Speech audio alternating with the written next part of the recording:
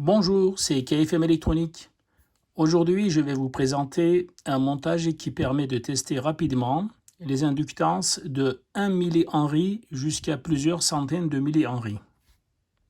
Attention par contre, comme appareil de mesure, vous avez besoin d'un voltmètre alternatif et qui peut faire des mesures en millivolts et qui aussi peut aller jusqu'à à peu près 10 kHz. Moi, je me suis arrêté à 5 kHz pour une mesure convenable. Beaucoup d'appareils voltmétriques ne supportent pas les fréquences supérieures à quelques centaines de Hertz. Moi, le mien, ça supporte donc jusqu'à 10 kHz. Il me donne des mesures correctes. Mais quand ça dépasse 10 kHz, je n'ai plus de mesure. Ça m'affiche 0, quelle que soit la tension d'entrée. Voici actuellement, donc vous avez l'indication 515 millivolts. Avec le coefficient d'amplification ici, que je vais expliquer donc après comment ça fonctionne, eh bien en fait j'ai 50 millihenries. 520 millivolts divisé par 10, 52 millihenries. J'ai en effet acheté dans le commerce, donc dans un magasin d'électroniciens, les inductances suivantes. 10 millihenries par inductance. 1, 2, 3, 4, 5. Les 5 sont en série. Cela me donne 0,523 volts que je divise par 10. Cela me donne 52 millihenries. Je vais maintenant tester pour 4 inductances de 10 millihenries.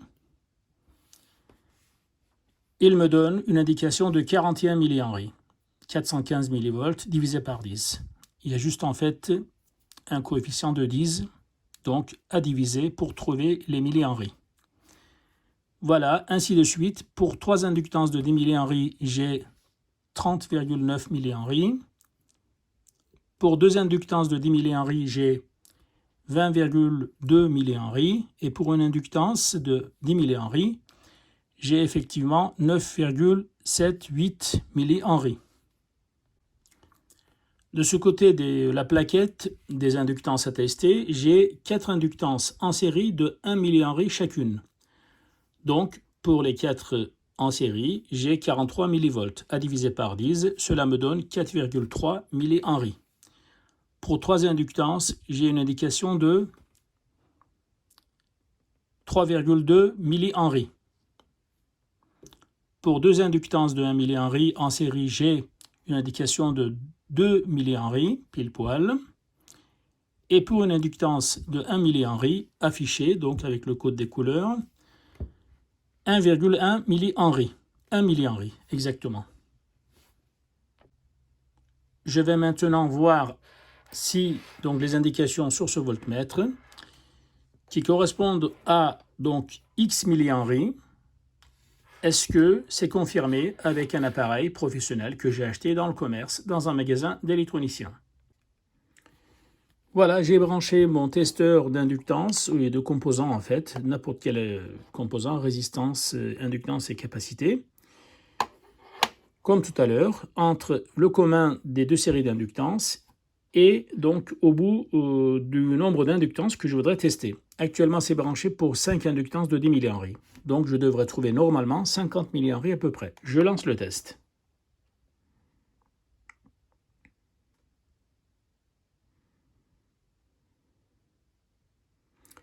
On trouve effectivement 50 millihenries. C'est ce qu'on avait trouvé avec le montage expérimental. Pour 4, on devrait trouver normalement 40 millihenries.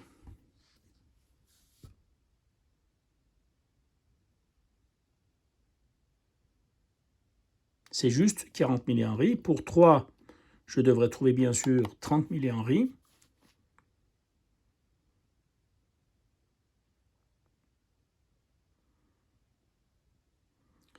Voilà, 29,96, soit à peu près 30 millihenries. Eh bien, on va sauter 2, on va passer directement à la 1, par exemple. Je devrais trouver normalement 10 millihenries. Tout à l'heure, on avait trouvé 10 millihenries pile poil. Et là, on trouve 9,86, presque 10 millihenries. Très proche. J'ai maintenant branché mon testeur sur la 4e inductance en série de 1 millihenrie chacune. Je devrais normalement trouver 4 millihenries. Je lance le test.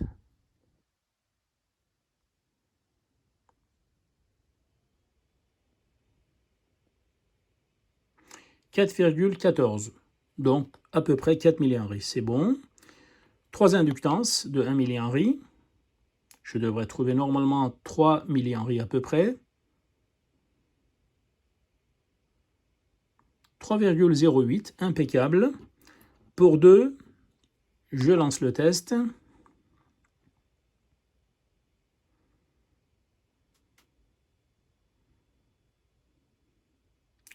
« 2,03 millihenry. Et pour une seule inductance de 1 millihenry, je lance le test. Tout à l'heure, on avait bien trouvé pile 1 millihenry. Et bien là, 998 microhenry, soit donc 1 millihenry. En fait, 900 000 microhenry, ça fait 1 millihenry. Voilà, 1,002 millihenry. Maintenant, il m'indique. Il y a toujours en fait une petite surprise. Quand on teste et on refait un test quelques secondes après, il y a un léger écart. C'est tout à fait acceptable. Je vais maintenant passer à l'explication du fonctionnement de mon montage. D'abord, le montage se compose de deux parties. Une partie qui me crée un signal carré. La deuxième partie de cette première partie me fournit ce signal carré en signal sinusoïdal. Ensuite, ce signal sinusoïdal d'une amplitude de à peu près 3 volts, crête à crête, je l'applique donc à travers un pont diviseur donc aux inductances à tester. Je prélève la tension aux bornes de l'inductance à tester. Suivant donc la position de ce potentiomètre, je règle tel que j'ai une sortie donc V, tension, K fois donc l'inductance. Pour cela, donc j'ai besoin d'un amplificateur. Voilà, la deuxième partie principale du montage, c'est un amplificateur basse fréquence, le fameux LM386 que beaucoup de gens utilisent pour l'amplification audio.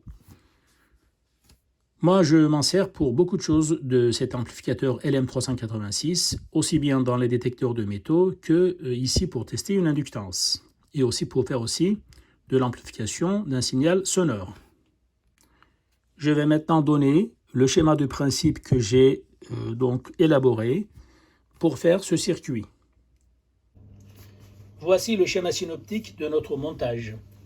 L'oscillateur donc à signal carré, le filtre passe-bande qui transforme ce signal carré en signal sinusoïdal, une résistance très supérieure donc à l'impédance de l'inductance, la tension donc prélevée aux bornes de l'inductance et donc soumise à un amplificateur basse fréquence audio avec donc le LM386. Ensuite, je règle l'amplification telle que j'ai une transmission facile entre la tension et l'inductance. Ici, avec les différents réglages, je suis arrivé à 10 mV à peu près par 1 millihenry. Voilà comment on transforme un signal carré en signal sinusoïdal. On applique un signal carré de fréquence F tel que la fréquence de résonance de ce filtre passe-bande correspond à la fréquence de départ du signal carré. Voilà donc la fréquence, on trouve comme ceci. Donc 1 sur 2pi racine de LC.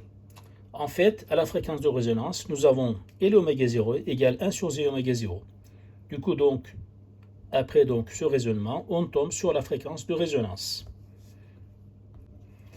Ensuite, on va appliquer donc cette tension sinusoïdale à un filtre passe haut, résistance plus inductance. L'inductance est bien sûr l'inductance à tester. On a pour une résistance de valeur très supérieure à L oméga, cette vérité US sur UE, la fonction de transfert, qui est égale à peu près sensiblement à L oméga sur R. Donc, après, donc, je vous laisse découvrir tout le cheminement, à la suite donc, duquel j'arrive à 10 volts par Henry, ou alors à 10 millivolts par 1 millihenry. Donc j'ai bien une corrélation donc, proportionnelle entre l'inductance et la tension mesurée à US. Mais pour pouvoir le rendre exploitable, il faut l'amplifier. Voilà donc le schéma de principe de la première partie.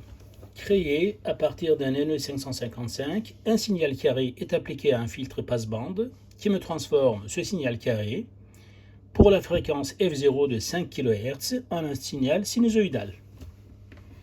Bien sûr, pour avoir une stabilité en fréquence, il faudra donc alimenter avec une tension stabilisée et parfaitement stabilisée. Moi, j'ai utilisé une diode Zener de 8 volts. Voilà la partie donc suivante. Ce signal sinusoïdal, on l'applique donc au point A, qui vient bien sûr du point A d'ici, à un pont diviseur composé d'une résistance variable, mise en série avec une autre résistance pour ne pas tomber dans le zéro. Et bien en fait, l'inductance Lx est insérée comme ceci, entre la masse et aux bornes de la résistance de 47 kΩ variable. Je prélève donc la tension aux bornes de l'inductance, qui est bien sûr proportionnelle à l'inductance. Et bien ce signal, je l'amplifie par un LM386 et j'ai une lecture pile poil 10 mV par 1 mH. S'il vous plaît, si cette vidéo vous a plu, likez-la, partagez-la et surtout abonnez-vous. Je vous remercie pour votre suivi et vos commentaires. À très bientôt, KFM Électronique.